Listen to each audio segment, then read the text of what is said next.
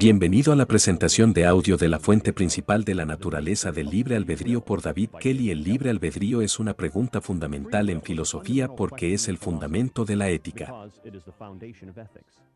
Si el hombre no tiene libre albedrío en sus acciones, entonces no necesita un código moral de cómo elegir sus acciones de una gama de alternativas. En su sentido más amplio, la idea de libre albedrío se centra en la pregunta de cuál es el lugar de la mente en la naturaleza.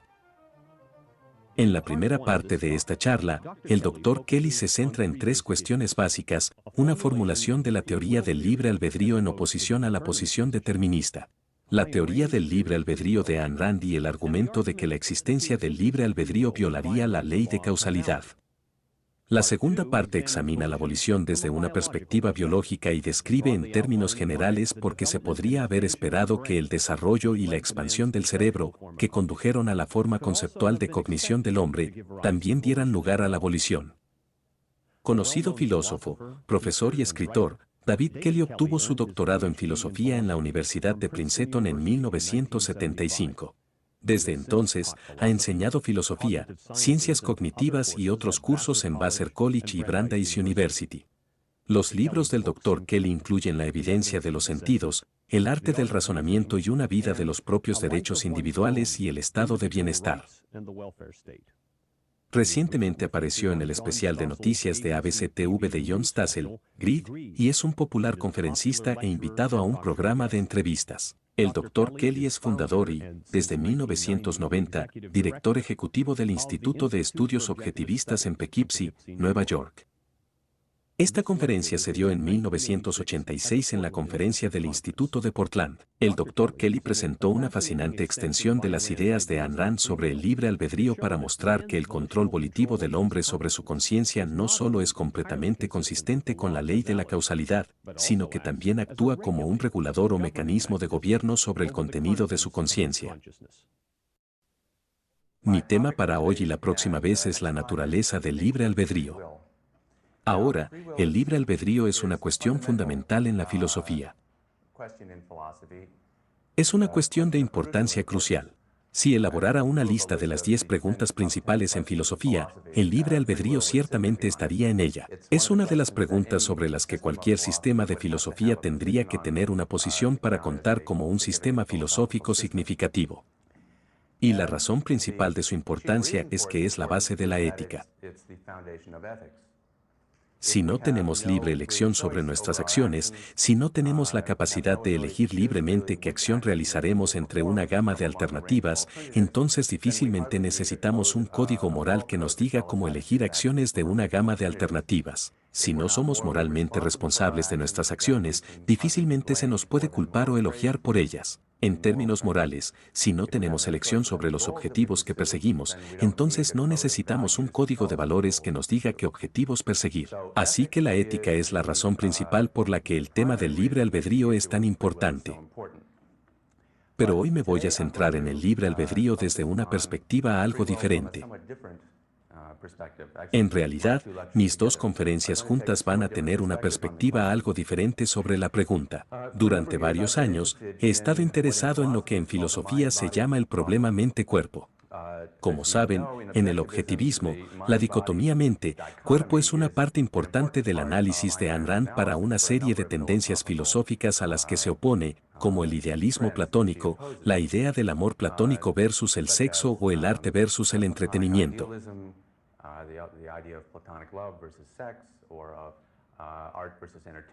Todos estos representan la teoría versus la práctica. Todo esto representa una dicotomía entre la mente y el cuerpo.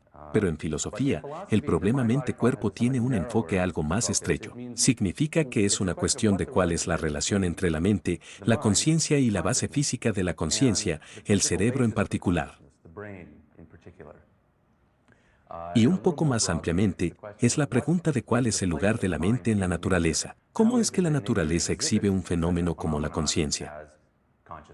¿Pensando en la mente? Ese es el contexto en el que voy a abordar la cuestión del libre albedrío.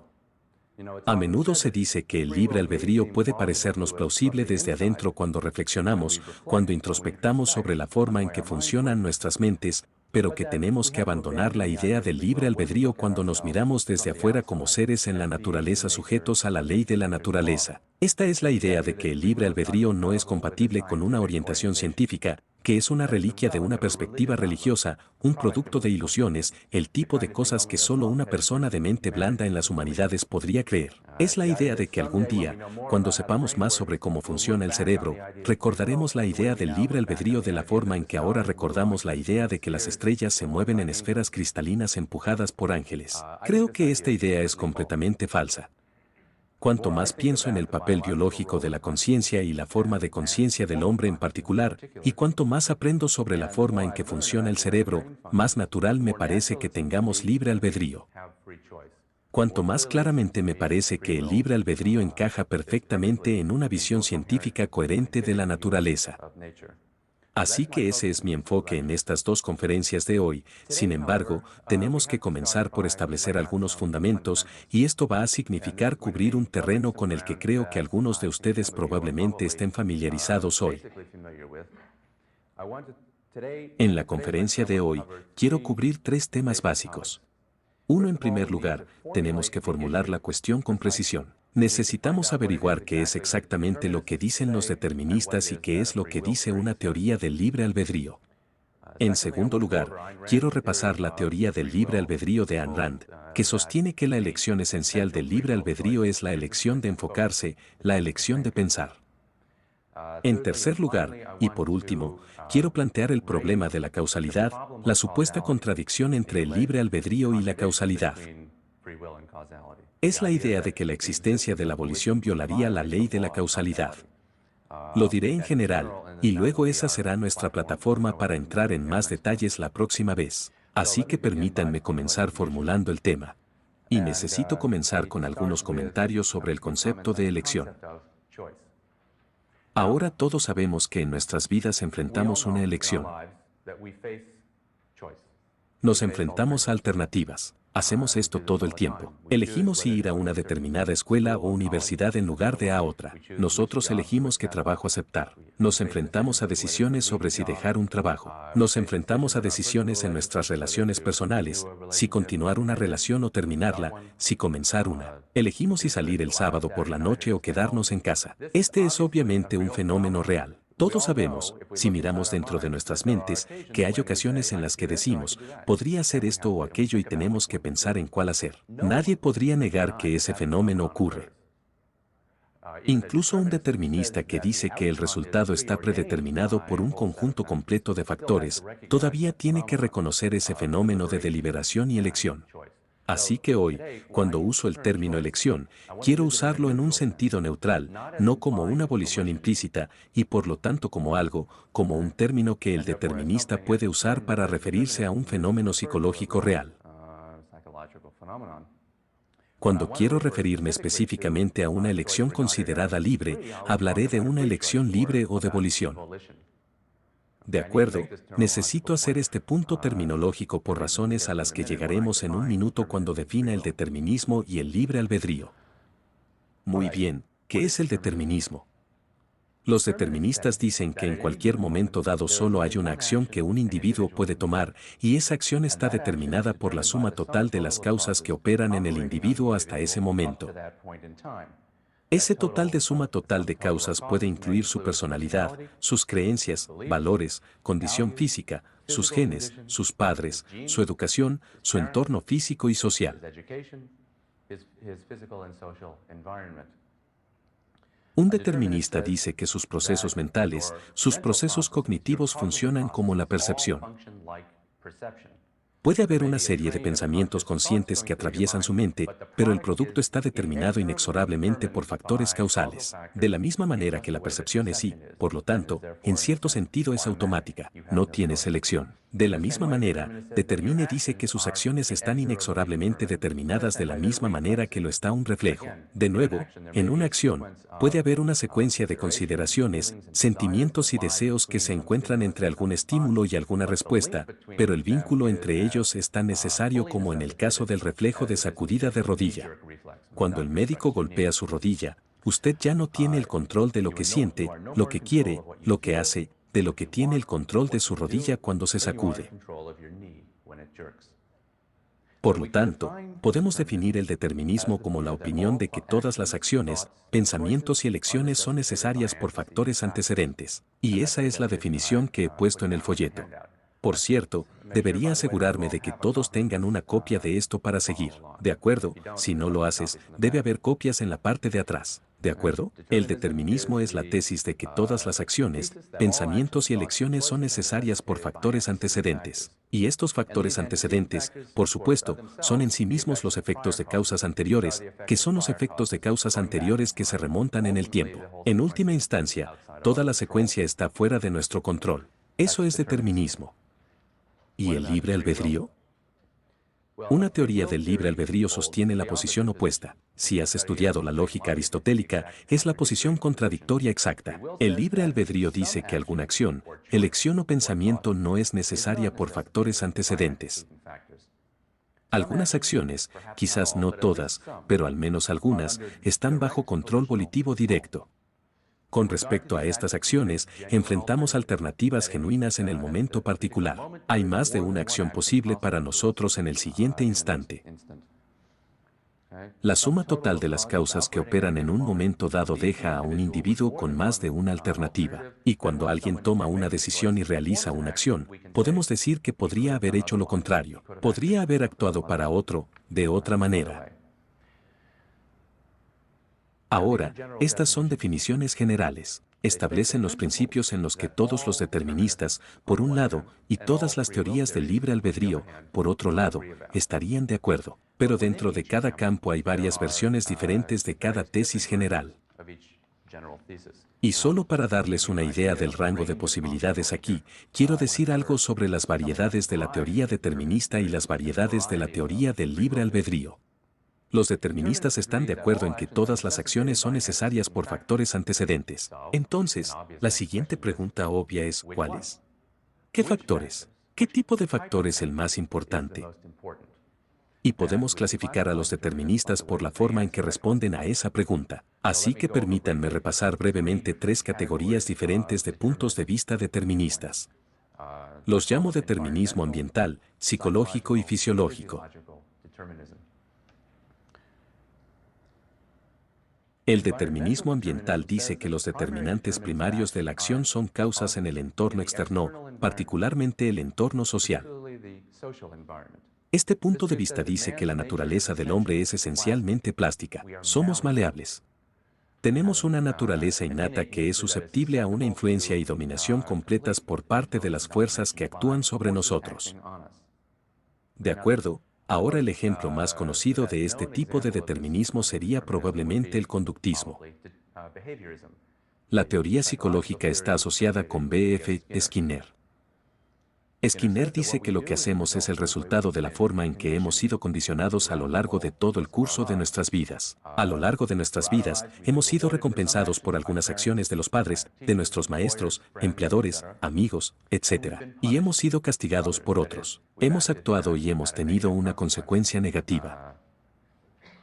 Nuestras acciones reflejan la suma de estas influencias externas. Tendemos a actuar de una manera que es consistente con la historia de nuestro condicionamiento. Otra versión influyente del determinismo ambiental es la visión de Marx.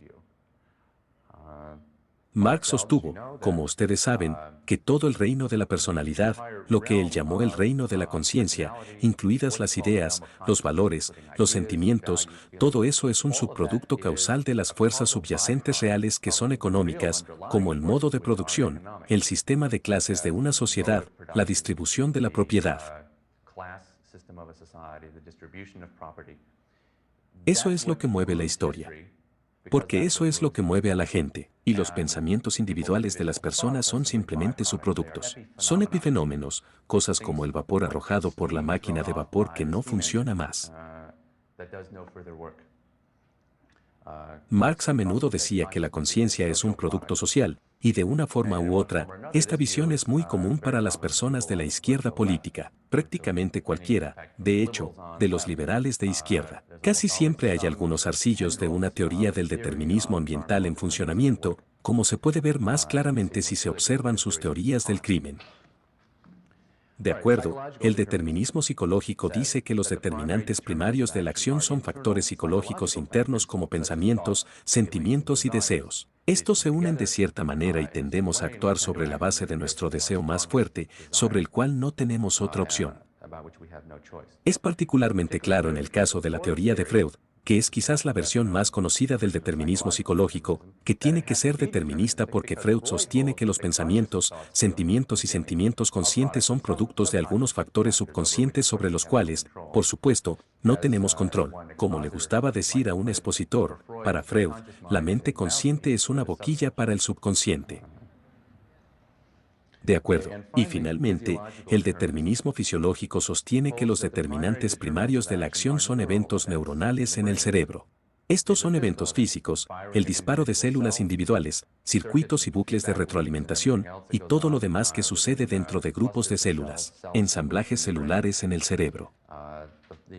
El flujo de impulsos eléctricos y eléctricos a través del cerebro, y los campos eléctricos que se generan por la acción combinada de las células nerviosas. Todos estos eventos físicos son los que gobiernan la acción. Este punto de vista también sostiene que la conciencia, como tal, es un epifenómeno, algo expulsado, tal vez por la actividad neuronal, pero que no hace ningún trabajo adicional, no nos da ningún tipo de control sobre las cosas que suceden en nuestro cerebro. Y de hecho, algunas personas que sostienen este punto de vista sostienen que la conciencia es una ilusión. Simplemente no existe tal cosa. Me resulta imposible tomar en serio este punto de vista, ya que no sé cómo puede haber una ilusión. No hay conciencia para ser engañada al respecto. Sin embargo, esta es la opinión más común entre los filósofos de hoy en día en el área de la filosofía de la mente, al menos en la filosofía británica y estadounidense. De acuerdo, esas son versiones del determinismo. ¿Y el libre albedrío? El libre albedrío dice que algunas acciones, elecciones y pensamientos no son necesarios por factores antecedentes, están bajo control volitivo directo. Entonces, la pregunta clave aquí es, ¿qué elección, qué acción, qué pensamiento está bajo control volitivo directo? Y podemos clasificar las teorías del libre albedrío en función de cómo responden a esa pregunta. Ahora, en el caso extremo, el existencialismo, al menos en la forma presentada por Jean-Paul Sartre, dice que tenemos el control total en un momento dado. Podemos elegir nuestras acciones, nuestras emociones, nuestra personalidad, nuestros valores, nuestras metas. En resumen, para Sartre, todo el reino mental es volitivo. No hay relación causal entre un momento y el siguiente. No existe una relación causal entre un estado mental y otro. Ahora, la base de este punto de vista es una teoría elaborada en la parte del SARS, que no voy a tratar de recapitular en el sentido de que la conciencia, en cierto sentido, no puede tener una identidad. No es como los objetos en la naturaleza. Está radicalmente divorciada de todo lo que se encuentra en la naturaleza. No tiene naturaleza y, por lo tanto, no puede estar sujeto a restricciones causales. Huelga decir que esta no es la posición objetivista. La mayoría de las teorías del libre albedrío no intentan eximir a la conciencia de la causalidad. Reconocen que en un momento dado uno lo hace. Uno no tiene control volitivo directo sobre todos los contenidos y procesos en la mente. La pregunta es, ¿en qué áreas específicas del funcionamiento mental encontramos la volición? El objetivismo pertenece a una escuela de pensamiento que ubica la volición en el área de la atención, en la dirección de la mente hacia contenidos específicos. Somos capaces de ser conscientes de nosotros mismos. Somos capaces de monitorear el contenido de nuestras mentes, y seleccionamos los contenidos, los pensamientos y los sentimientos que atendemos y el grado de atención que les prestamos. Esa es la elección básica. Ese es el reino sobre el cual tenemos control volitivo directo. Al tomar ese tipo de decisiones, tenemos un control indirecto sobre nuestras acciones porque nuestras acciones fluyen del contenido de nuestra conciencia. Nuestras acciones fluyen de los productos de nuestro pensamiento, y a la larga, también tenemos control sobre las premisas y valores básicos que aceptamos e incorporamos a nuestra jerarquía de valores, nuestro carácter, nuestra personalidad. Esos dos son el producto del pensamiento, pero durante un periodo de tiempo mucho más largo. Entonces, al tomar tales decisiones, la elección de pensar, también tenemos un control indirecto sobre nuestros valores y sentimientos. Pero la elección principal es la elección de pensar que todo el otro control que tenemos sobre nuestras mentes y nuestras acciones se remonta a ese. Permítanme darles el resumen de Ayn Rand de su punto de vista de su ensayo La ética objetivista. Cito: la distinción particular del hombre de todas las demás especies vivientes es el hecho de que su conciencia es volitiva. La razón es la facultad que percibe, identifica e integra el material proporcionado por los sentidos del hombre. Es una facultad que el hombre tiene que ejercer por elección. Pensar no es una función automática. En cualquier momento y tema de su vida, el hombre es libre de pensar o de evadir ese esfuerzo. El pensamiento requiere un estado de conciencia plena y enfocada. El acto de enfocar la conciencia de uno es volitivo. El hombre puede enfocar su mente en una conciencia plena, activa y dirigida a propósito de la realidad, o puede desenfocarla y dejarse llevar en un estado semiconsciente. Ahora está claro que el concepto central aquí es el concepto de enfocar la mente.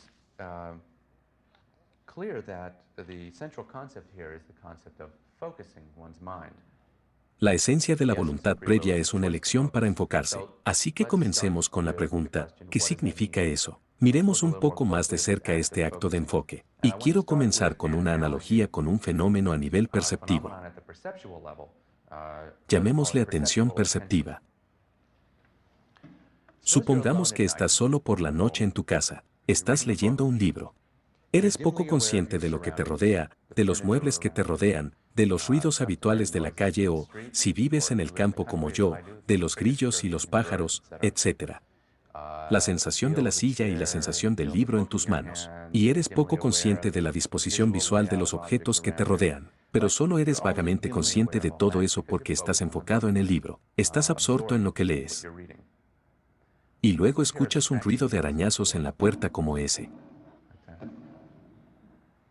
Ahora, si eres como yo, esto tendría un efecto en tu conciencia perceptiva. Su atención se dirigiría a este sonido.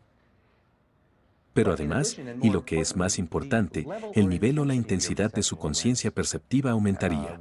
De acuerdo, no serías vagamente consciente de ese sonido, no permanecerías vagamente consciente de ese sonido. Su atención estaría clavada en él, tus sentidos estarían en alerta roja, sensibles a cada matiz y aspecto de ese sonido. Por supuesto, ahora tu mente también estaría acelerada, tu mente estaría corriendo, pensando, ¿qué es? ¿Es mi perro? ¿Es el vecino? ¿Es Anthony Perkins?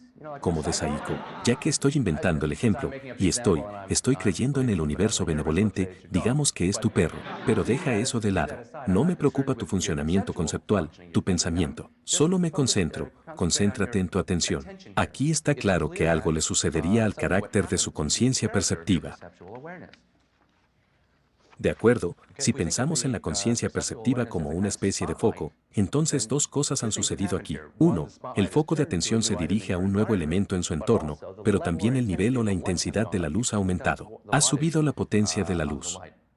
De acuerdo, la conciencia siempre es conciencia de algo, pero esa relación viene en grados. Puede ser más o menos plena y claramente consciente de ello. De acuerdo, ahora el acto de enfocar la mente es análogo. Enfocar la mente de uno significa elevar el nivel de enfoque de la conciencia de uno al nivel conceptual. Lo que el fenómeno que acabo de describir es al nivel perceptivo. Sin embargo, hay una tremenda diferencia entre el nivel perceptivo y el nivel conceptual. El nivel perceptivo es la planta baja de la conciencia humana. Es lo dado, es directo, es automático, sin esfuerzo. Entonces, a nivel perceptivo, es especialmente fácil ver esta variación de la que estoy hablando, y es por eso que la usé como una analogía. Pero el nivel conceptual no está dado. No es directo, no es automático, no es fácil. La conciencia conceptual, como la perceptiva, significa la comprensión de la realidad, pero tenemos que lograr esa comprensión por medio de un proceso consciente. La conciencia conceptual, como la perceptiva, viene en grados, y el acto de enfocar es el acto de elevar ese grado de conciencia. Pero para entender lo que eso significa, tenemos que entender algo sobre la naturaleza de los procesos conscientes involucrados en la conciencia conceptual. Ahora, a este respecto, si me permiten divagar por un momento, creo que este es uno de los avances más importantes de la teoría del libre albedrío de Ayn Rand sobre cualquier predecesor. Como indiqué antes, ella no es la primera filósofa o pensadora en sospechar que el libre albedrío tuvo algo que ver con la atención, pero la mayoría de los otros filósofos simplemente dejaron el asunto allí. Ayn Rand pasó a identificar la elección de dedicar atención y elevar el grado de atención como la elección de pensar, como la elección de ejercer la facultad conceptual de uno. Luego pasó a integrar eso muy estrechamente con su ética, en la que la virtud principal es la racionalidad, la elección de pensar y toda su ética. Entonces todas las virtudes son simplemente amplificaciones de eso. Y por otro lado, en epistemología, no solo dijo que la elección de enfocarse es la elección de pensar, continuó y desarrolló toda una teoría epistemológica sobre lo que significa pensar, cuál es el nivel conceptual. Y en cierto sentido, si tratara de explicarles completa y completamente lo que implica la elección de pensar, tendría que revisar todo el objetivo de la epistemología, desde la formación de conceptos hasta la inducción, la certeza y todo lo demás, lo que, por supuesto, no puedo hacer aquí hoy. Puedo tratar de resumir el punto para que entendamos lo que está eligiendo cuando elige enfocarse al agrupar los aspectos relevantes de esta elección en dos grandes encabezados o categorías, integración y objetividad.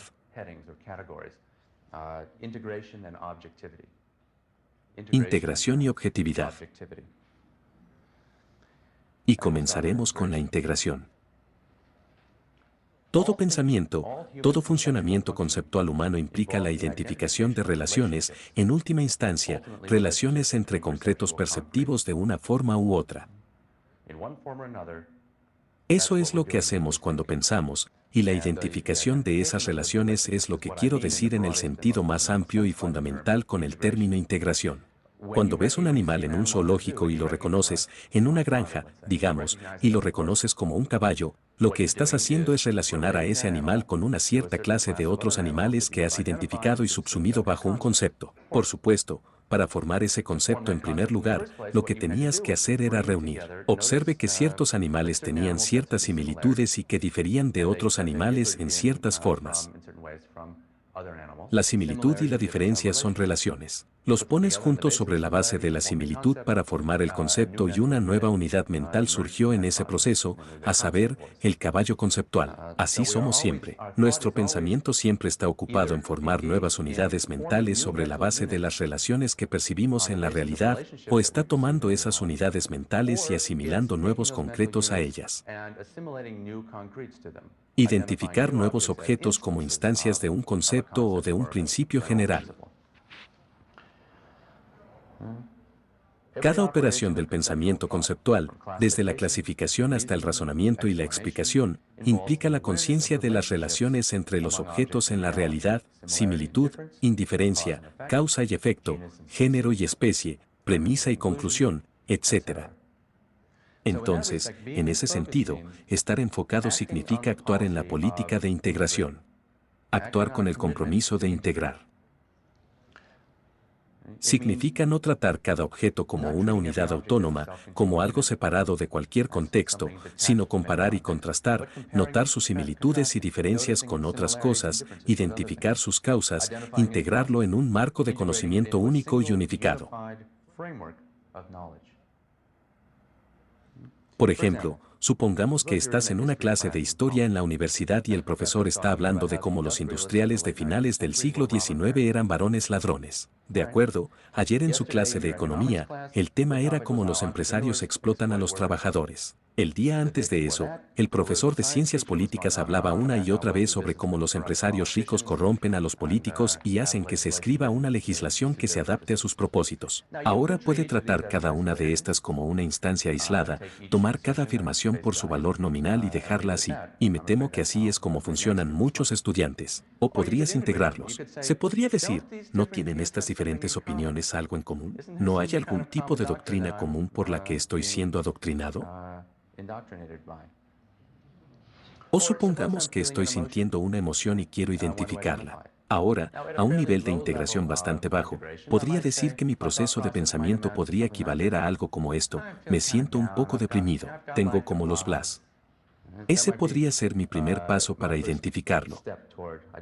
Es un paso en la dirección correcta, pero no va muy lejos. A un mayor nivel de integración y precisión, tendría que preguntar, ¿qué es exactamente lo que estoy sintiendo? ¿Es tristeza entonces? ¿De qué estoy triste? ¿Qué cosa específica? ¿O estoy deprimido en general? Y si es así, ¿qué podría haberme puesto de ese tipo de humor? ¿O simplemente estoy cansado?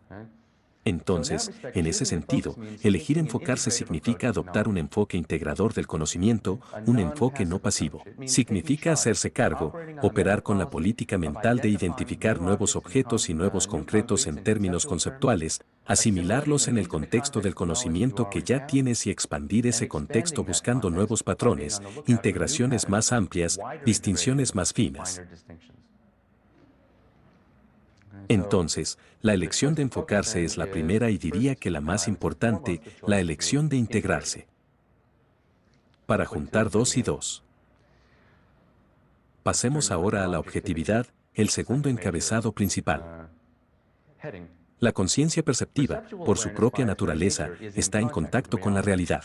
Es el resultado de la interacción de objetos externos con nuestros órganos sensoriales. Y no hay tal cosa como una percepción falsa o inválida. Hay grados de conciencia, como en nuestro ejemplo, pero incluso una conciencia tenue sigue siendo conciencia, a nivel conceptual. Sin embargo, nuestras conclusiones no se producen de esa manera, no son automáticamente verdaderas o válidas, que resultan de procesos integradores que están sujetos a errores. Cuando clasificamos cosas, sabemos que es posible que lo hagamos sobre la base de similitudes no esenciales y, como resultado, terminemos con un concepto no válido. La historia de la filosofía está plagada de estas cosas. Cuando sacamos conclusiones de premisas, cuando sopesamos la evidencia a favor y en contra de una declaración dada, podemos cometer errores de lógica. Cualquier conclusión a la que lleguemos, cualquier conocimiento conceptual que tengamos es tan bueno como el proceso por el que se llegó, y ese proceso está sujeto a errores. Podemos cometer errores, podemos pasar por alto información relevante, podemos ser afectados por prejuicios o emociones. Para estar enfocados, entonces no es suficiente que nos comprometamos con la política de integración.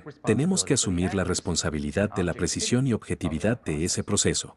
Tenemos que asumir la responsabilidad de verificar los pasos por los cuales llegamos a una conclusión, de asegurarnos de haber tenido en cuenta todas las pruebas relevantes y de haber excluido cualquier consideración irrelevante que de otro modo podría haber afectado nuestro juicio. Entonces, en este contexto, el enfoque significa un compromiso con la objetividad. Elevar el nivel de conciencia conceptual de uno significa elevar la precisión y el compromiso con la precisión en sus procesos de pensamiento. Significa proceder. El compromiso de proceder sobre la base de los hechos y solo de los hechos. De acuerdo. Estar desenfocado, por el contrario, significaría operar al azar sacando conclusiones precipitadas, dejando que las emociones influyan en su juicio, ignorando hechos que son desagradables o amenazantes. No reexaminar una conclusión a la luz de nuevas pruebas. Adoptar una explicación para algo sin considerar ninguna alternativa, mirar solo una parte de la imagen e ignorar el contexto completo. Todo esto viola los principios del método que mantienen nuestras conclusiones en contacto con la realidad. Socava nuestra comprensión de la realidad. Así que elegir pensar para ser consciente de la realidad significa ser objetivo. Entonces, para resumir, la elección de enfocarse o no es la elección de buscar y mantener la conciencia de la realidad en el nivel conceptual, el nivel que es apropiado para la mente humana. Y la conciencia de la realidad a ese nivel requiere un proceso de integración y un compromiso con la objetividad. Ahora quiero enfatizar que las personas difieren en sus habilidades intelectuales, en su capacidad para integrarse y evaluar el proceso por el cual llegan a conclusiones. Lo lejos que puede llegar a integrarse depende de la cantidad de conocimiento que tenga en un área determinada y de las habilidades de pensamiento que haya adquirido. En nuestro ejemplo anterior, la persona que identificó su sentimiento igual de bien, me siento un poco deprimido. Eso podría ser lo más lejos que alguien podría llegar si no hubiera desarrollado más sus habilidades introspectivas. Y lo mismo con la objetividad. No nacemos conociendo las leyes de la lógica, tenemos que aprenderlas. Tenemos que hacerlos automáticos a través de la práctica. Y aquí de nuevo, las personas difieren en sus habilidades. Entonces, y este grado de habilidad no está sujeto a elección volitiva, no en un instante dado, aunque a largo plazo elijamos hasta dónde queremos llegar. Entonces, lo que está sujeto a la volición y lo que se entiende por la elección de enfocarse es la elección de usar lo que tienes. Significa un compromiso con la política de integración y objetividad, utilizando el mejor enfoque y todas las habilidades que tiene. También debemos reconocer que el enfoque viene en grados. Ese extremo sería un estado de completa pasividad. En el caso de la emoción, estar completamente desenfocado significaría simplemente sumergirse en el sentimiento y dejarse llevar por él sin ningún esfuerzo para identificar lo que está sucediendo. Y por último, un último punto, el enfoque no es lo mismo que la concentración. Esta es una distinción importante. La concentración es un estado de atención a un contenido mental específico con exclusión de todo lo demás, como resolver un problema o leer un libro o lo que sea. La concentración implica un alto nivel de concentración, pero puedes estar enfocado sin concentrarte. Puedes relajarte, dar un paseo, hacer cualquier cantidad de cosas. En el extremo, diría que incluso puedes soñar despierto enfocado. De hecho, eso puede ser una parte muy importante del proceso creativo, dejar que tu subconsciente corra más o menos libre por un tiempo, pero tienes que mantenerte enfocado para observar lo que sale de él. ¿De acuerdo? Esto es muy importante porque así es como escribo. No quiero decir que esté fuera de foco, estoy soñando despierto todo el tiempo, pero ciertos pasos clave ocurren en ese contexto. De acuerdo, hasta ahora he estado hablando del nivel de concentración como un estado mental general, independientemente de las cosas específicas en las que estemos pensando. He estado hablando del nivel o nivel de intensidad del foco mental de uno, independientemente de hacia dónde se dirija ese foco. Si elegimos operar a un nivel de enfoque más bajo, la intensidad disminuye en todos los ámbitos, sin importar en qué tengamos que pensar. Pero también es posible que nos desenfoquemos con respecto a un contenido específico para evadir un hecho, sentimiento o problema específico. Perder el foco en general significa dejar de hacer un cierto esfuerzo para enfocar la mente. Pero la evasión significa empujar activamente algo fuera de la mente, generalmente porque es amenazante de alguna manera. El ejemplo clásico de esto fuera de las propias obras de Irán es Scarlett O'Hara, quien lidió con hechos desagradables diciendo, pensaré en eso mañana. Y, por supuesto, lo que quería decir era, ya que el mañana en ese sentido nunca llegó. Lo que quiso decir es que no lo pensaré, no estará ahí si no lo pienso ahora. Para evadir algo, tiene que estar presente en la conciencia de alguna forma, generalmente como una conciencia tenue que empujamos hacia la oscuridad en lugar de sacarla a la plena conciencia. Por ejemplo, estoy conduciendo en mi auto y me quedo sin gasolina. De acuerdo, esto es frustrante. Me gustaría tener a alguien con quien estar enojado. Mi esposa es una candidata probable y entonces empiezo a sentir, ¿por qué no me dijiste que el tanque estaba vacío? ¿Por qué no llenaste el tanque?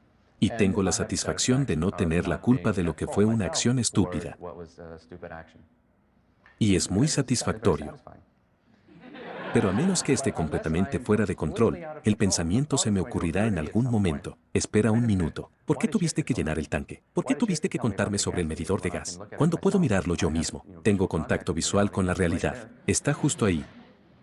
Y en este punto tengo una opción. Puedo tomar esa tenue conciencia, ese pensamiento persistente en el fondo de mi mente de ser injusto con ella, y puedo decir, sí, es verdad. Esto es que estoy siendo tonta, y la ira desaparece porque me concentro en la injusticia de lo que estaba empezando a hacer. O simplemente puedo empujar eso y decir que no. Quiero estar enojado ahora y este pensamiento se está interponiendo en el camino de eso. Así que adiós ahora. A veces, la evasión no implica sacar algo de la conciencia por completo, sino solo mantenerlo en un nivel de conciencia lo suficientemente bajo como para que no seamos conscientes de sus implicaciones o de su significado completo para lo que estamos haciendo. Esto sucede, por ejemplo, cuando evaluamos a las personas. Alguien hace algo. Alguien que nos gusta, por ejemplo, hace algo turbio o hiriente o lo que sea, y difícilmente podemos ignorar el acto, pero podemos mantenerlo en un nivel de enfoque suficientemente bajo que creemos que simplemente no vemos. No pensamos en lo que eso podría significar sobre esta persona o nuestra relación con él. O, por el contrario, si hay alguien que no te gusta que hace algo bueno, lo que puede ser extremadamente irritante, podrías decir que no fue una idea tan buena o que probablemente fue un mal motivo detrás de ella. O simplemente déjelo flotar allí con una vaga racionalización que lo rodea para que no tenga que apreciar sus implicaciones. De acuerdo, y por supuesto, a menudo, especialmente cuando los sentimientos se están agotando, podemos evadir la necesidad de ser objetivos. Tenemos una tenue idea en alguna parte de nuestra mente de que lo que estamos haciendo, nos estamos moviendo, estamos sacando conclusiones precipitadas, estamos involucrados en una práctica epistemológica de mala calidad y es mejor que nos detengamos y lo revisemos. Pero nosotros decimos que no, me gusta esta conclusión, cuando llegue. Tengo muchas pruebas en ello, no me preocuparé por eso. De acuerdo, ahora, espero que ahora esté claro, al menos en cierto sentido, lo que queremos decir con la elección de enfocarnos, la elección de pensar. He tratado de aislar una acción mental particular y específica que realizamos, extrayéndola del flujo de otras acciones que ocurren en nuestras mentes, del flujo de pensamientos, sentimientos y deseos, de la llamada corriente de conciencia. Hay un acto específico que es el enfoque. Pero ahora, habiéndolo aislado, necesitamos volver a ponerlo en su contexto y ver cómo la elección de enfocarse afecta a los procesos psicológicos involucrados en la actuación. Queremos ver cómo la elección de enfocarnos nos da control sobre nuestras acciones cuando tenemos que tomar una decisión en la realidad y actuar para tomar alguna acción existencial. Y creo que la mejor manera de hacerlo, porque es un tema enorme, es tomar un ejemplo. Un ejemplo lo suficientemente rico como para que podamos ver a los muchos al menos tener una idea de algunos de los problemas aquí. Y el ejemplo que he elegido es de la novela de Ayn Rand, El manantial. El ejemplo de la decisión de Rourke de rechazar la asignación para hacer el edificio del banco. Creo que se llamaba Manhattan Bank Company Building, como recordarán en El manantial. Solo para darle un poco de contexto, Rourke, esto es en una etapa en la que Rourke acababa de abrir su oficina de arquitectura. Lo había hecho, creo que un edificio de oficinas o una tienda por departamentos y algunas casas, pero su negocio realmente no había comenzado. De hecho, se estaba quedando sin dinero y se enfrentaba a la necesidad de llegar a una situación en la que iba a tener que cerrar su oficina. Y en ese momento, el director de esta compañía bancaria, que había visto una de sus casas y le había gustado, se le acercó y le dijo que había hablado con la junta directiva para que le permitiera a Rourke presentar un plan, lo cual hace, y ahora está esperando oír. Finalmente se entera de que la junta ha aceptado su plan. Lo eligieron como el arquitecto del edificio. Pero hay una condición, tiene que aceptar un motivo clásico en el edificio. Lo había diseñado de acuerdo con sus propios estándares arquitectónicos, incluidos sus estándares de ornamentación, fachadas, etc. Querían un motivo clásico para apaciguar a los tradicionalistas, y el trabajo trata de explicarles por qué eso destruiría la integridad del edificio, porque lo arruinaría. Pero la decisión de la Junta fue definitiva y el trabajo tiene que tomarla o dejarla. Y ahora, a partir de la novela, ¿entiendes la situación?, dice el señor Rourke, el presidente del banco. Sí, dijo Rourke. Sus ojos estaban bajos. Estaba mirando los dibujos. Rourke no respondió sí o no, señor Rourke. La cabeza de Rourke se inclinó hacia atrás. Cerró los ojos. No, dijo Rourke. Ahora, este es un retrato de un hombre que toma una decisión. Una decisión. En realidad, está claramente enfrentado a esto.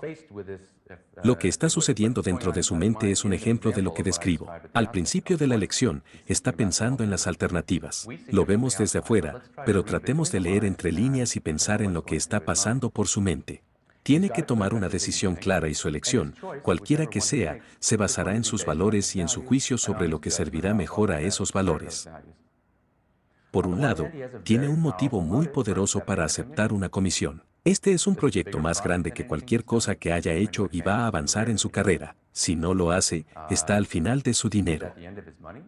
Así que rechazar este encargo va a significar cerrar su oficina y dejar la arquitectura porque no sabe cuánto tiempo ha estado apasionadamente comprometido con su trabajo. Decir que no va a significar abandonar, porque no sabe por cuánto tiempo, lo que más ama. Por otro lado, su creencia en la integridad del diseño y la apariencia de un edificio es absolutamente esencial para su amor por la arquitectura. Él construye para traer ese valor a la existencia. Levantar un edificio defectuoso y comprometido no serviría para ese propósito, así que también tiene un poderoso motivo para rechazar la comisión. De cualquier manera, tiene un motivo para aceptar y un motivo para rechazar el trato del banco. Si lo acepta, esa acción será causada por un conjunto de valores y creencias, el valor de su carrera para él y el reconocimiento de que esto sería un paso adelante. Si lo rechaza, esa acción también será causada por otro conjunto de valores y creencias, el valor de la integridad y el reconocimiento de que el edificio es defectuoso. Además, solo para ampliar la imagen, esos motivos que están ahí, presentes en el momento en la mente de Rourke. Esos motivos son el producto de su carácter, sus valores, su conocimiento, sus principios. En este momento lo vemos tomar la decisión. Estos no están sujetos a su voluntad directa. Son productos de las elecciones que ha hecho a lo largo de toda su vida. Los sentimientos que están pasando por su mente, su deseo de conseguir el encargo, su angustia ante la idea de perderlo, y lo que es peor, ante la idea de dejar la arquitectura. Su disgusto por este diseño comprometido. La decepción, el desprecio y la ira que debe sentir por los hombres que lo quieren para producir esta monstruosidad. Estas emociones serían respuestas automáticas basadas en sus valores. Entonces, ¿dónde ocurre el libre albedrío en este evento? ¿En esta decisión? Ocurre en su elección de qué conjunto de causas gobernará su acción. Su acción podría ser causada por dos conjuntos de motivos diferentes. Las elecciones, en efecto, cuáles van a gobernar su acción. Y hace esa elección ejercitando su capacidad de concentración. Debido a que eligió mantenerse enfocado, se dio cuenta de que levantar un edificio sin integridad no satisfaría su deseo de construir. Representaría una inversión de su jerarquía de valores. ¿Cuál es el problema aquí? El problema es si va a ser capaz de conseguir la comisión, hacer los planos, supervisar la construcción, ganar algo de dinero, todas las cosas que están involucradas en la construcción de un edificio. Pero para Rourke, esos son solo medios para su objetivo fundamental, que es encarnar una visión arquitectónica. En realidad, aceptar la comisión supondría elevar los medios por encima del fin. Y al elegir mantenerse enfocado, se da cuenta de que también debe darse cuenta de que cualquier ventaja que le dé a su carrera a corto plazo hacer este edificio, cualquier prestigio que pueda ganar, no sería un paso adelante. A la larga, el edificio se erigiría como un reproche constante para sí mismo y un recordatorio constante para los demás y una advertencia de que Rourke no defiende los principios que defiende. Así que a la larga no ayudaría a su carrera. Pero eso también es un hecho sobre el que actúa solo porque elige mantenerlo enfocado. Debido a que se enfoca en estos hechos, se renuncia al motivo que de otro modo lo llevaría a aceptar la comisión. Está desconectado. No tiene eficacia causal sobre su acción. Está separado, como si hubiera cambiado la palanca de cambios, y esos motivos particulares ya no pueden conducir sus ruedas. En cambio, su acción se rige por las consideraciones que ha elegido mantener en el foco, pero podría haber eludido esas consideraciones. Podría haber dejado de pensar en el largo plazo y haberse detenido solo en el corto plazo. Podría haber eludido sus principios de integridad y su jerarquía de valores y dejar que su mente se dejara dominar únicamente por la angustia ante la idea de perder el proyecto. O podría haber reconocido que esto se vería comprometido como integridad, pero podría haberlo racionalizado. Podría haber pensado, la construcción no será perfecta, pero será bastante buena, y la próxima vez puedo hacerlo a mi manera. Ahora, el mismo patrón básico está involucrado en cualquier elección voluntaria, acción voluntaria. Siempre hay algo de motivación detrás de una acción, y en retrospectiva, mirando hacia atrás, podemos rastrear la acción hasta alguna motivación específica que incluiría un conjunto de sentimientos, deseos y creencias. Y podemos rastrearlos y volver a los valores y elecciones de una persona que ha tomado a lo largo de todo el curso de su vida. Entonces, en general, es válido decir que las acciones son causadas por el contenido de nuestra mente, pero la elección de enfocarnos nos da control sobre el contenido de nuestra mente. Al elegir el grado en que buscamos la conciencia de la realidad a nivel conceptual, al elegir si identificar o evadir hechos específicos, elegimos los contenidos particulares que van a gobernar nuestras acciones. De acuerdo, me estoy quedando un poco atrás y no quiero profundizar más en el tema de cómo la elección del enfoque gobierna la acción. Podemos hablar más de eso en el turno de preguntas, si lo desea. Quiero pasar ahora a la validación de la teoría del libre albedrío que he descrito. Lo que he estado describiendo hasta ahora es simplemente una descripción. Te estoy dando una descripción de lo que ocurre en la mente. Pero un determinista podría aceptar todo lo que he dicho hasta ahora y simplemente decir que la elección de enfocarse es necesaria por factores antecedentes. Y entonces tenemos que preguntarnos, ¿qué tiene de malo esa posición? ¿Cómo sé que el determinista está equivocado? Voy a proceder muy rápido ahora, y en cierto sentido me siento con derecho a ello porque lo es. Creo que está evidentemente equivocado. La base para saber que lo somos, que tenemos libre albedrío, que somos seres volitivos es nuestra propia capacidad de observar la volición en nuestras mentes. La existencia de la volición se puede establecer mediante la observación directa, la observación introspectiva de la forma en que funcionan nuestras mentes. Una vez que hemos aislado la acción de enfocar la mente, podemos ver que la elección de enfocarnos depende de nosotros. Podemos observar que tenemos el control. Observamos que el enfoque requiere un cierto esfuerzo. Es posible que ejerzamos ese esfuerzo, y es posible que retengamos el esfuerzo. De cualquier manera, no solo sucederá si estoy fuera de foco, simplemente a la deriva fuera de control. Puedes gritarme todo lo que quieras. Puedo gritarme a mí mismo. Vamos, despierta, despierta y huele el café. Concéntrate, agárrate a ti mismo. Pero también puedo, no importa cuánto lo haga, puedo desconectar esa pequeña voz en mi mente. O puedo desconectarte aún más fácilmente y elegir no tener en cuenta las consideraciones que hacen que sea razonable para mí elegir enfocarme. En ese contexto, los deterministas dirían que la elección es necesaria por factores antecedentes, pero cuando estoy concentrado, dicen que hay un motivo. Quiero entender algo, y me doy cuenta de que tengo que estar enfocado para entender, pero ese motivo es en sí mismo algo que podría evadir. El deseo de comprender algo me llevará a concentrarme solo si tengo en mente y me concentro en el hecho de que la comprensión requiere enfoque, requiere integración y objetividad. Podría evadir ese hecho. Podría tratar de tener conocimiento sin causas, conocimiento sin esfuerzo. Un gran número de personas pasaron una gran parte de sus vidas intentando ese tipo de cosas. Hay todo tipo de esquemas GetSmart análogos a los esquemas Get-Rich que florecen de la misma manera.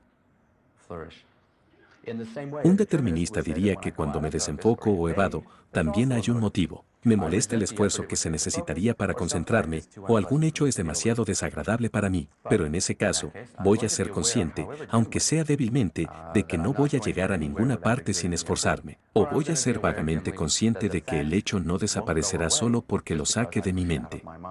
Puedo elegir si hacer que esa tenue conciencia sea más real o reprimirla y sacar la conciencia de la mente. Así que creo que es evidente que la elección de centrarse es libre. Y este hecho es tan fundamental que es ineludible. Incluso un determinista que intente negarlo se basará implícitamente en este hecho. Por lo tanto, no solo es evidente por sí mismo, es fundamental hasta el punto de que es ineludible. ¿Por qué? Un determinista que niega la existencia de la libre elección está ofreciendo su posición como algo que sabe que es cierto por su propia teoría. Sin embargo, también debe ser algo que estaba determinado causalmente a creer. Para ser coherente, debe considerar su propia creencia en el determinismo como algo necesario por factores antecedentes. Y hay una contradicción aquí. Si se considera a sí mismo sabiendo que el determinismo es verdadero, debe creer que llegó a su posición sobre la base de pruebas y pruebas, y no sobre la base de algún motivo irracional, como el deseo de escapar de la responsabilidad de sus acciones. Tiene que admitir que tal funcionamiento irracional es posible para él. No es infalible, pero su propia teoría dice que no dependía de él si procedería de manera racional o irracional. No tenía elección en cuanto a si sería objetivo en su pensamiento sobre el tema del determinismo. En resumen, está diciendo que su creencia en el determinismo se basa en la evidencia. Así es como lo sabe. Pero también dice que no tiene control sobre si alguna de sus creencias se basa en pruebas. Además, un determinista está tratando de persuadirnos para que aceptemos su posición. Él piensa que cualquiera que crea en el libre albedrío está equivocado. Ese libre albedrío es una pieza de ilusión de cabeza suave que deberíamos crecer y superar. Quiere persuadirnos de que dejemos de caer en este tipo de ilusiones, que despertemos y nos centremos en los hechos que hacen que el determinismo sea verdadero, pero todo eso presupone que podemos elegir ser objetivos. Esa objetividad depende de nosotros. Si no tenemos otra opción en el asunto, entonces sería irrelevante que los determinantes nos dieran argumentos para ofrecer evidencia de su posición, ya que ni él ni sus oponentes tienen una opción libre de elección en cuanto a si van a proceder sobre la base de la evidencia o sobre la base de la emoción subjetiva o el deseo o las creencias convencionales de su sociedad o lo que sea. Entonces, para sopesar la evidencia a favor o en contra de cualquier posición, debemos hacerlo de acuerdo con los estándares de lógica y prueba, y el uso de estándares en epistemología presupone elección, libre elección. De la misma manera y por la misma razón que el uso de normas en la ética presupone la libre elección. La existencia de la abolición es, por lo tanto, un axioma, o es axiomática. Se encuentra en la base de cualquier prueba, de cualquier conocimiento a nivel conceptual. Entonces, no podemos, por un lado, no podemos probarlo porque cualquier prueba lo presupondría, pero, por otro lado, no necesita pruebas. Es evidente e ineludible. De acuerdo, ahora en mí voy a tratar de dejar algo de tiempo para preguntas porque sé que la gente tiene muchas preguntas sobre el libre albedrío. Estoy seguro de que algunos de ustedes tendrán preguntas sobre el argumento que acabo de dar, pero quiero continuar y al menos presentar el tema final de hoy, que es el libre albedrío y la causalidad. Y trataré de mantener esto en 5 o 10 minutos. Yo diría que la principal objeción al libre albedrío, la principal razón filosófica por la que la gente niega el libre albedrío. Hay muchas razones psicológicas, pero la principal razón filosófica es la opinión de que la abolición violaría la ley de la causalidad. La ley de causalidad dice que las acciones de una entidad están determinadas por su naturaleza. Las acciones no ocurren al azar. No vivimos en un mundo de flujo en el que las cosas simplemente suceden sin causa, de manera impredecible. No hay deslizamiento ni juego libre en la naturaleza. Las cosas se rigen por causas. La acción de una entidad se produce por su naturaleza y la forma en que responde, dado que la naturaleza a las circunstancias externas y la misma causa debe tener el mismo efecto. Dos cosas idénticas y circunstancias idénticas deben actuar de la misma manera. Ahora, los deterministas argumentan que la abolición violaría ese principio. Cuando una persona actúa, y esto incluye el acto de enfocar su mente, está actuando en un conjunto particular de circunstancias y tiene una naturaleza o identidad particular. Tanto las circunstancias como su naturaleza son factores antecedentes. No surgen en el momento de la elección. Si la elección no es necesaria por factores antecedentes, ¿cómo podemos decir que tiene un costo? Y si el acto de enfocar no tiene una causa, entonces sería aleatorio e impredecible. Sería algo que simplemente sucede, en cuyo caso no tenemos el control de ello. De acuerdo, hay un dilema aquí. Si el acto de enfocar es necesario por factores antecedentes, entonces no tenemos el control de ello. Si no es necesario por factores antecedentes, entonces no tiene una causa, y nosotros tampoco lo controlamos. Simplemente sucede. Solo que a veces estoy enfocado y a veces no, pero no tengo ningún control sobre eso. De cualquier manera, no tenemos el control del acto de enfocarnos. Ahora bien, esto es una objeción. Este es un argumento que tenemos que ser capaces de responder. No podemos descartar la ley de la causalidad. La ley de la causalidad es en sí misma axiomática. Tiene el mismo nivel de fundamentalidad en el conocimiento humano que la existencia del libre albedrío. Así que nos enfrentamos a una situación en la que hay un conflicto aparente entre dos bases fundamentales de nuestro conocimiento. Eso no es aceptable, en todo caso. Así que tenemos que ver lo que está mal en la suposición determinista de que para que una acción tenga una causa, debe ser necesaria por factores antecedentes. En otras palabras, tenemos que ver lo que está mal en la forma en que los deterministas aplican la ley de causalidad al ejemplo o al concreto específico del acto de enfocar. Y en este sentido, el punto sobre el que quiero concluir hoy es tratar lo que creo que es una parte esencial del problema. De hecho, es realmente la esencia de la misma. Y este es el tema del folleto, Hume versus Aristóteles. Es un conflicto entre. Se trata de elegir la visión apropiada de la causalidad, sobre la naturaleza de la causalidad. Parte de la razón del argumento determinista que resumí antes es la opinión de que la causalidad es una relación entre eventos. Un evento en un momento causa un evento en el momento siguiente. Este punto de vista deriva de David Hume, aunque tuvo predecesores en él, pero él es quien lo enfatizó, y lo sostienen muchos científicos y filósofos de hoy. Es simplemente la opinión más común. Esto a veces se llama teoría de la causalidad de la bola de billar porque el ejemplo clásico es el billar. Golpeas la bola blanca rueda y golpea la bola del objeto. La bola de objeto rueda una secuencia de eventos, cada uno causando el siguiente. En esta teoría, por definición, la única forma de que una acción tenga una causa es que sea causada por eventos anteriores, porque eso es lo que las causas son eventos. Por lo tanto, la única forma de que una acción tenga una causa sería que fuera necesaria por factores antecedentes y el determinismo tendría que ser verdadero. Ahora, el objetivismo rechaza esa visión de la causalidad a favor de una visión que está asociada con Aristóteles. No todo lo que voy a decir es algo que el mismo Aristóteles dijo, pero esto está en la tradición y el espíritu aristotélicos. Desde este punto de vista, los eventos per se no son causas. Un evento es una acción de una entidad o las acciones combinadas de un conjunto de entidades. Así que un evento nunca es una causa, siempre es un efecto. Eventos, las acciones no son sus propias causas y no causan otras acciones. Las entidades causan acciones porque son las entidades las que actúan. La causa de las acciones es siempre la entidad o entidades que actúan. Entonces, cuando enfocas tu mente, el acto ciertamente tiene una causa, independientemente de si es voluntario o no. La causa es la entidad que actúa, es decir, usted. Tú eres el agente. Tú eres la entidad que actúa. En ese contexto, el acto de enfoque es tu acto. Tú haces que suceda. No es una ocurrencia que flota libremente, por lo que ciertamente tiene una causa. Pero hay un segundo punto igualmente importante. La visión de Hume de la causalidad tiende a poner todo el énfasis en las circunstancias externas en las que actúa una entidad. Las fuerzas que actúan sobre el objeto, la forma en que es afectado por otros objetos, la forma en que responde a su entorno. Los seguidores humanistas, en otras palabras, tienden a tratar toda causalidad como del tipo de bola de billar. Y debo decir que incluso en el caso de las bolas de billar, la teoría aristotélica dice que son las bolas de billar las que causan la acción de acuerdo con su naturaleza. Pero Aristóteles señaló que los factores externos, las fuerzas que actúan sobre un objeto, son solo un factor involucrado en hacer que actúe de la manera en que lo hace y no son el factor más importante.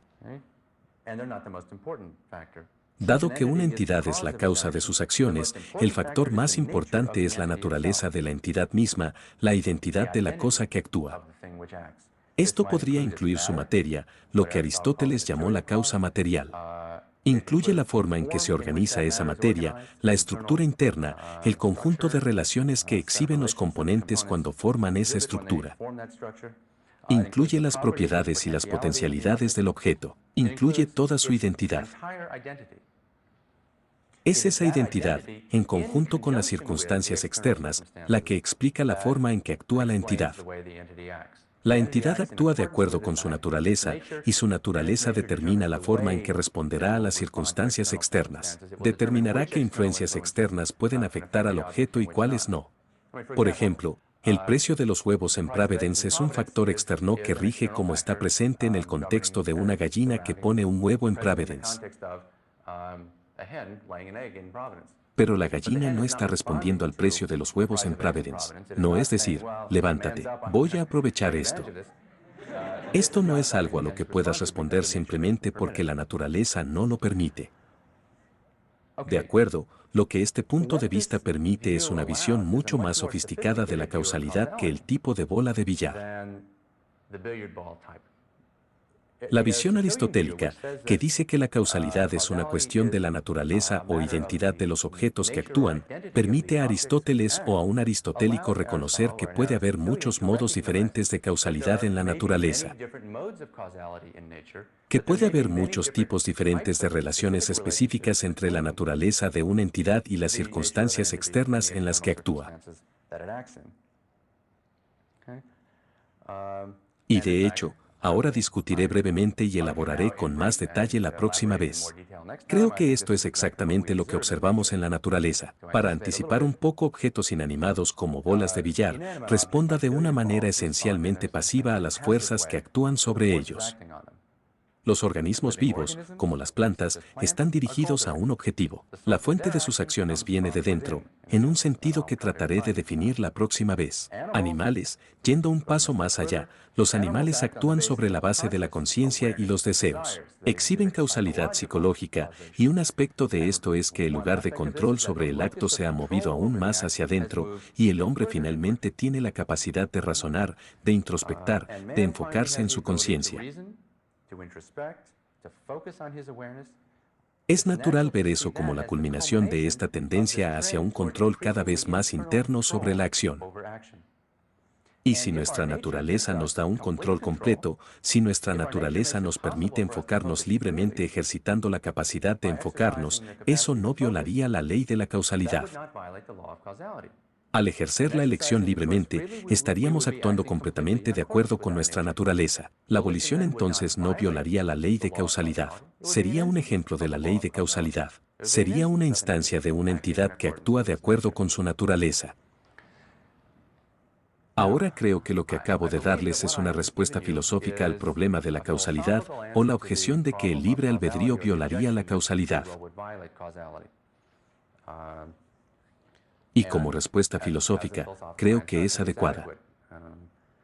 Pero la próxima vez que quiera profundizar más en esto, quiero tomar el pequeño boceto que les acabo de dar, la visión de la naturaleza y del control cada vez más interno que exhiben los objetos a medida que avanzamos a lo largo de esa escala.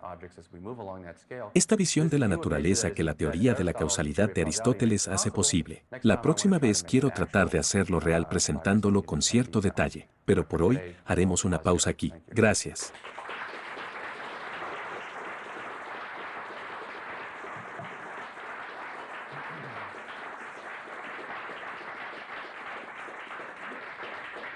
Gracias. Y abramos las preguntas de Florida. Ahora tenemos unos 25 minutos. Sí, tengo dos problemas en esta área. No sé qué realmente ayude, pero diseño el primero. Leí informes no hace mucho tiempo que parecen indicar que cuando un individuo elige presumiblemente libremente hacer una determinada acción, que en realidad hay alguna manifestación fisiológica de la elección antes de que realmente se dé cuenta de ello.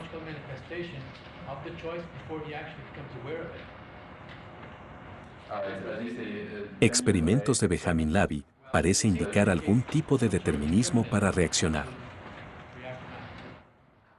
Creo que a lo que te refieres es a un conjunto de experimentos realizados por un neurofisiólogo de la Universidad Estatal de San Francisco llamado Benjamin Lavie, quien descubrió que había personas que realizaban ciertas acciones voluntarias y estaba midiendo el potencial eléctrico de la grabación de su cuero cabelludo y encontró un cierto potencial específico conectado con la acción que ocurrió antes de su conciencia consciente de la necesidad de actuar.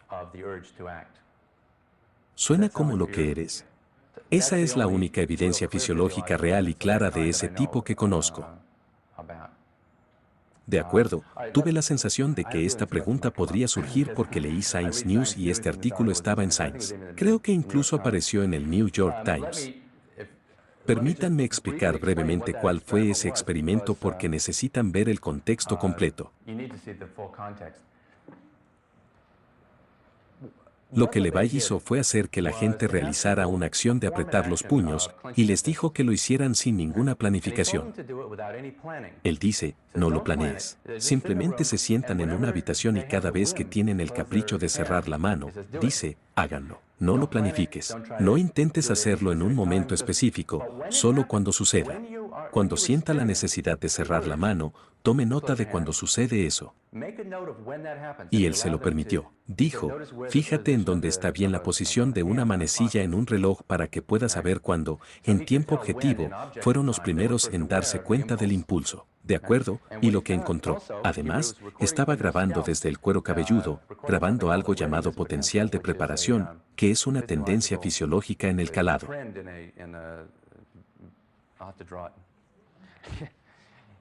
Si se registra desde el cuero cabelludo, lo que se obtiene es algo como esto, porque lo que se obtiene es un registro de la actividad eléctrica que se suma en todo el cerebro o al menos en una gran área del cerebro, y se encuentra regularmente. Tomo la palabra del científico para esto de que hay algo aquí que nunca puedo ver cuando miro su pequeña hierba, pero un pequeño chapuzón que es precede.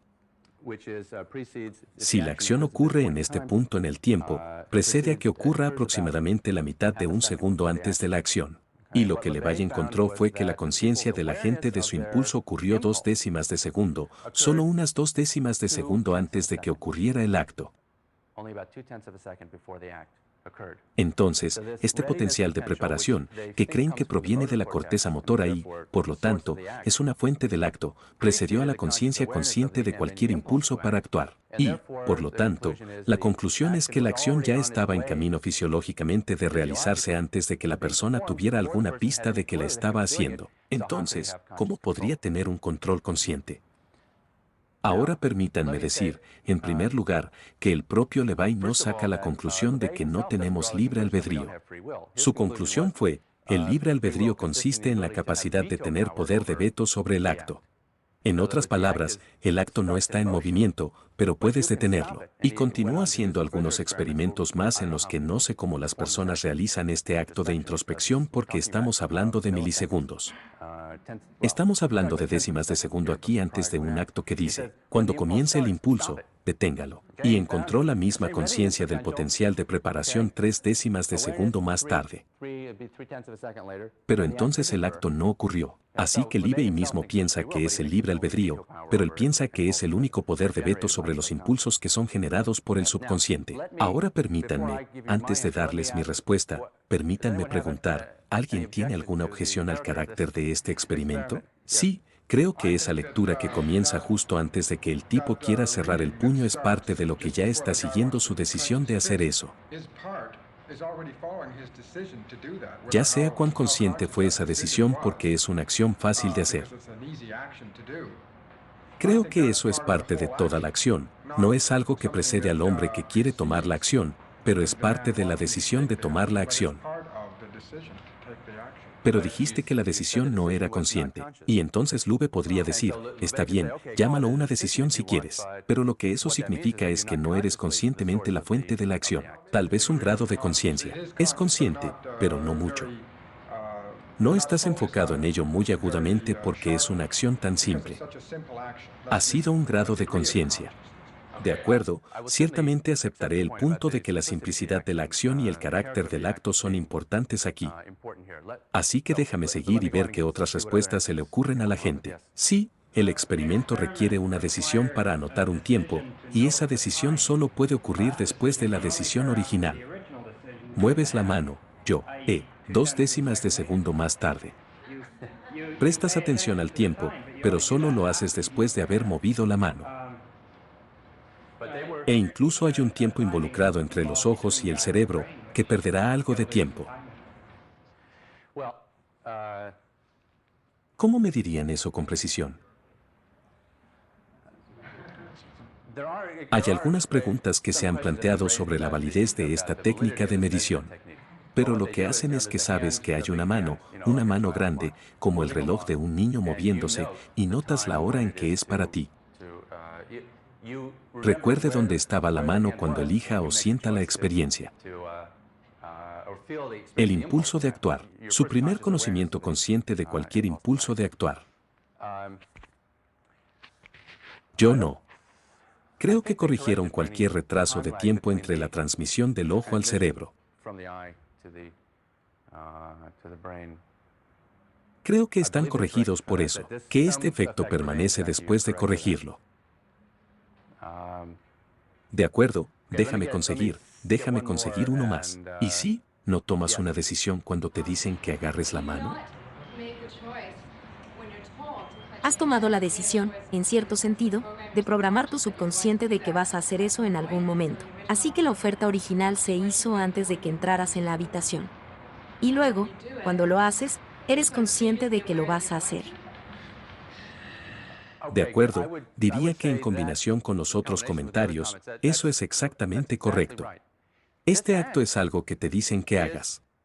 No se te dice que planifiques conscientemente cuando lo vas a hacer, pero se te dice que pongas a tu subconsciente a apretar la mano. No vamos por ahí apretando las manos así a menos que tengamos algún problema. Tienes que poner en orden tu subconsciente. Genera algunos caprichos, genera algunos impulsos. Está bien, y luego tiene sentido. Para mí tendría mucho sentido que no se dieran cuenta de ello hasta que la acción ya estuviera en marcha. Este contexto, tomar un acto que fue conscientemente, que estaba específicamente destinado a no tener un significado específico para la persona, para hacer un acto completamente arbitrario y aleatorio, no requeriría ningún enfoque. Es algo que tu subconsciente puede hacer sin muchos problemas.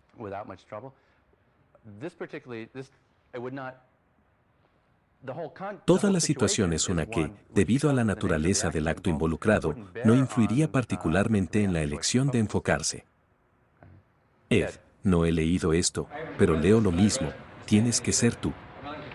Es un artefacto de regimentar el tiempo porque lo miras introspectivamente.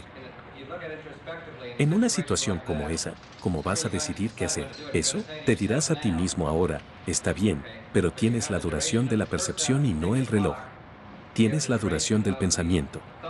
Tienes la duración de registrar el pensamiento como alguien dijo, y ¿cómo puede medirlo? Y la decisión podría no tener lugar de forma instantánea. ¿Cómo puede medir todos esos procesos correctamente? Y solo un pequeño error en cualquiera de ellos podría eliminar por completo los datos que conozco. Estoy dispuesto a apostar que es consciente y que él simplemente no midió todos los pasos involucrados, solo para que alguien lo rehaga, ¿verdad? Era subconsciente. Sería más como parece ser cuando ves la luz roja, lo haces y lo programas sin siquiera pensar. Entonces podría ser simultáneo, pero en un caso como este, tendrías que decirte a ti mismo ahora y te apuesto a que si midieras el tiempo de retraso que lleva y la duración de la maldición, tendrías que ver el reloj que no incluyó todas esas cosas en la medición. Ni siquiera estoy seguro de cómo podrías hacerlo y pude ver los datos estadísticos reales, pero sospecho de ello. No estoy seguro de que eso sea posible, y en ese caso el experimento tendría cero importancia.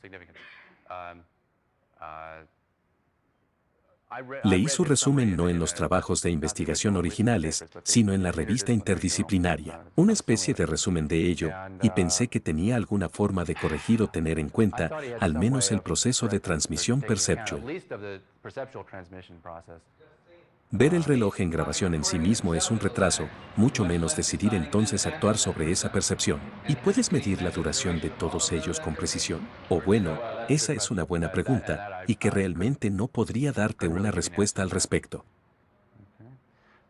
Sí, su charla cuando introdujo el término causalidad, uno de los términos, una de las cosas que dijo al respecto fue que cuando una entidad, la misma entidad en la misma circunstancia, produce la misma acción presumiblemente, entonces eso no es así. ¿Es esa la verdad de la causalidad en general? ¿Fue un ejemplo de una visión falsa de la causalidad? Supongo que eso no se aplica a los seres humanos. Entonces creo que se aplica a los seres humanos, pero hay que entender adecuadamente lo que significa tener la misma causa en ese contexto. Es algo de lo que hablaré la próxima vez. La próxima vez trataré de mostrarte que es cierto que si tuvieras la misma causa, la misma persona en exactamente las mismas circunstancias en todos los aspectos relevantes, entonces obtendrías el mismo resultado. Pero eso no es una violación de la abolición. Así que eso será al final de mi charla la próxima vez. ¿De acuerdo? Sí, creo que este experimento, si no me enfocara en el objeto del experimento, nunca me tocaría la cara. Correcto, pero recuerde lo que se les pide a estos sujetos que hagan. Tendrían que estar en un alto estado de concentración, creo. No sé si podré hacerlo. Tienen que estar en contacto con lo que con este impulso, pero se están enfocando como observadores en su propio estado introspectivo. De acuerdo, no es que se estén enfocando en una decisión de vida real. ¿Me aprieto o no? ¿Y qué razones son irrelevantes? ¿Y en cuáles me enfocaré? ¿Y cuánta atención debo prestar a todos estos factores? Tenían la intención, se les instruyó para que simplemente lo dejaran suceder. Ahora tal vez, como dice el Dr. Lack, no hay forma de que sea un proceso completamente automático, pero el enfoque que ejercerían, creo, se dirigiría principalmente a tratar de ver dónde está la manecilla del reloj en el mismo momento en que sienten este impulso.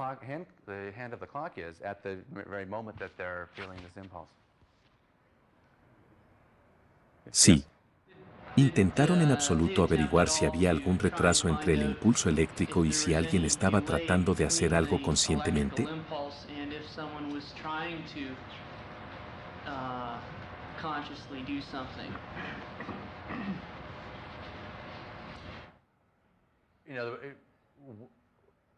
¿Cuándo ocurre ese potencial de preparación en la acción volitiva?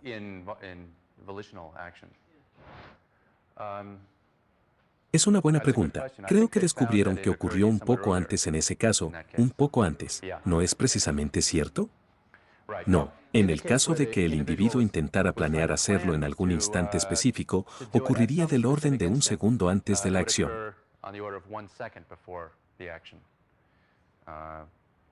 Pero quiero decir, eso es comprensible.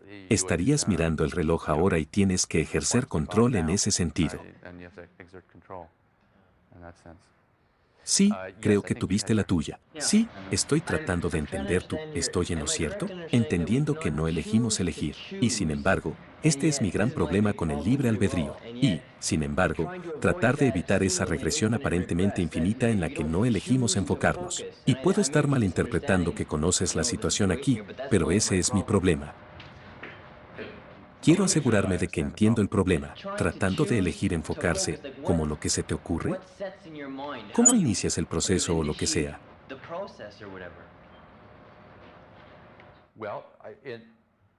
Las cosas que puedo decir sobre lo que significa elegir enfocarnos, pero precisamente porque es un acto que está bajo nuestro control fundamental. No puedo. No puedo darte una respuesta en términos de, para enfocarte, pasas por los procedimientos A, B y C, porque entonces los procedimientos A, B y C serían los que están en control volitivo directo. La volición es una primaria causal, así como una primaria epistemológica. No es algo que se pueda dividir en subcausas.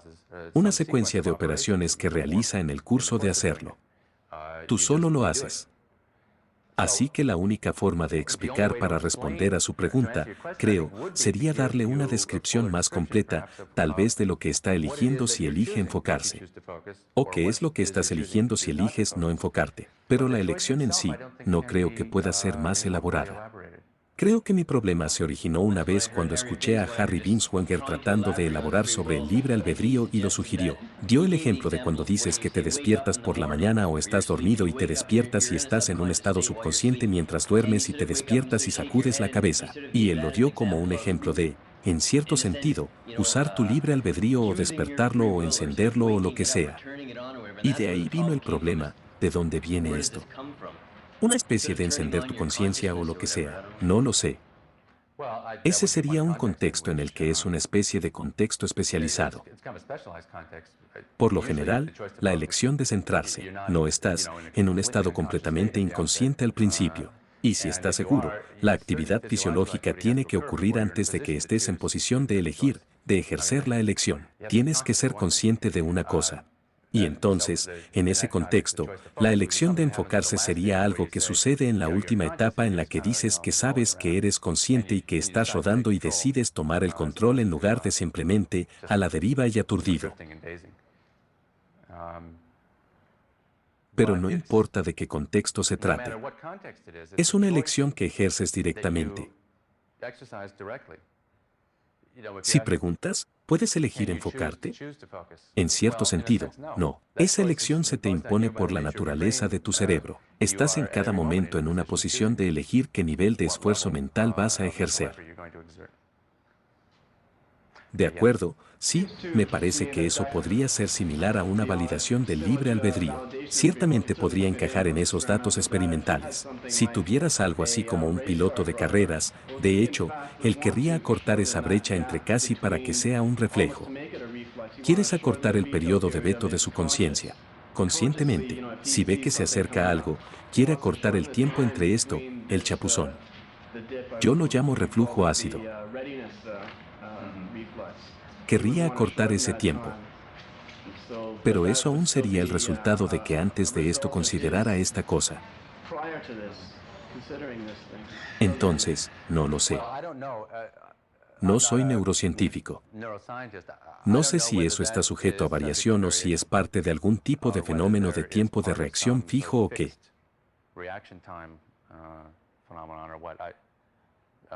No sé si el potencial de preparación varía. Quizás. No sé si alguien aquí sabe o puede saber esto. Diría que es casi como preguntar por qué existe la existencia.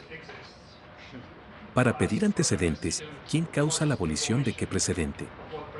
¿Cómo empezarías a elegir? ¿Para elegir? Sí, es verdad, el axioma.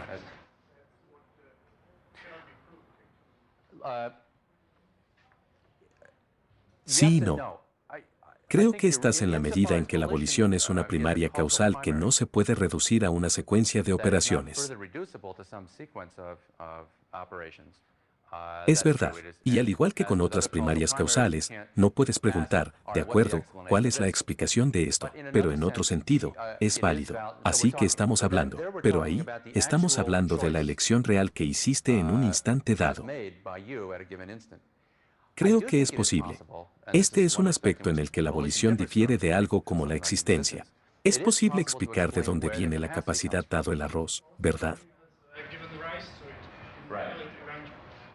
Y ese es el material que voy a tratar de cubrir la próxima vez. Pero la abolición es un fenómeno de capacidad específico en la naturaleza y surgió de alguna manera a través del curso de la evolución. Y así, en ese sentido, la capacidad tendrá una causa y supongo que será explicable. Incluso voy a tratar de ofrecer al menos el esquema general de una explicación. Pero tiene razón en que una vez que tenemos la capacidad, ya sea que la ejerzamos o no, es primaria y eso está sujeto a explicación. Sí, tienes la opción del sistema como la elección de las cosas antes de que sea más fácil.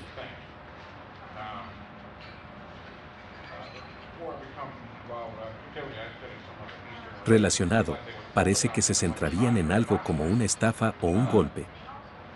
¿Puedes relacionar eso? Es una pregunta interesante. ¿Conoces el fenómeno? Es parte de muchas religiones orientales poner la mente en un estado de quietud de algún tipo al cantar un mantra o enfocarse en un objeto visual imaginario y tratar de excluir todos los pensamientos y humedecer la mente. Esto plantea una pregunta que se parece mucho a la pregunta de cómo nos dormimos. Porque, de hecho, el estado cerebral a alcanzar es muy parecido al sueño. Me imagino, y esto es especulación de que en cierto sentido, comienzan ejerciendo un cierto tipo de enfoque de no tratar de integrarse.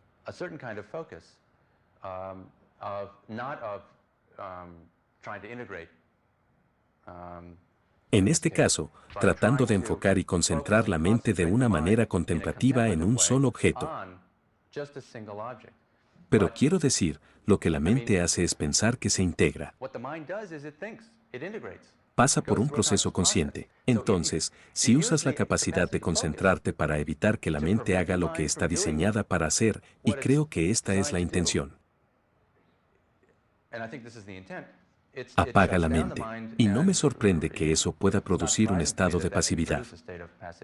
Y de hecho, a veces una forma de conciliar el sueño, de tratar de calmar lo que la gente de MT llama la charla en su mente para frenar sus pensamientos acelerados es concentrarse en las sensaciones en sus músculos o lo que sea.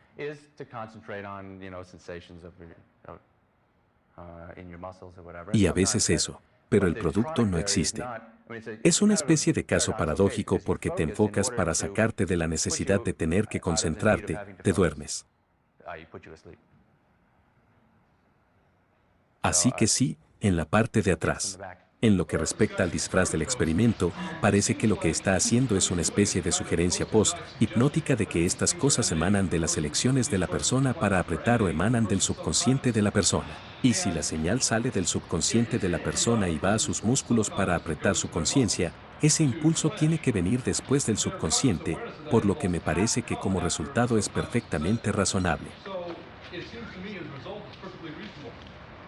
Pero en realidad no tiene nada que ver con el libre albedrío, porque la elección real de programar su subconsciente de esta manera ha llegado muchos ciclos previos a la clínica real. Y el punto débil que debería estar buscando es realmente, ya que está explicando el experimento para guiar lo que quería hacer. ¿A qué me refiero? Sí, estoy de acuerdo. Creo que es una muy buena declaración de la hipótesis que adoptaría. Es un poco diferente del Dr. Lax, y no comenzaría a decir que este experimento nos dice cuál de los dos es cierto. Pero sí, creo que eso es probablemente lo que está sucediendo.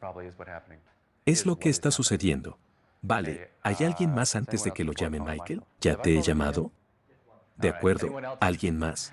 Quiero darles a todos una oportunidad. De acuerdo, estás en marcha, tienes que hacerlo.